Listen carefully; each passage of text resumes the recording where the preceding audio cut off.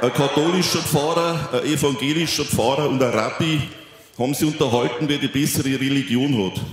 Jetzt sind sie auf keine Einigung gekommen, haben sie umeinander gestritten, haben gesagt, am besten wird es sein, wenn wir irgendein Feicht bekehren. Ich habe gesagt, probieren wir, dass wir ein Feicht bekehren können, in einer Woche treffen wir sie wieder. Eine Woche drauf treffen sie sich wieder, sagt der katholische Pfarrer. Ich bin ins Holzhaus gegangen, habe einen Bären getroffen, habe ihm aus der Bibel vorgelesen, habe ihn mit Weihwasser besprengt. Nächste Woche hat er die Erstkommunion. Hat der evangelische Pfarrer gesagt, ich bin auch in den Wald rausgegangen, habe auch einen Bären getroffen, habe ihm auch aus der Bibel vorgelesen. Nächste Woche hat der Bär Taufe. Jetzt haben sie alle zwar zum Rabbi geschaut, die ist in einem Ganzkörpergips da gelegen.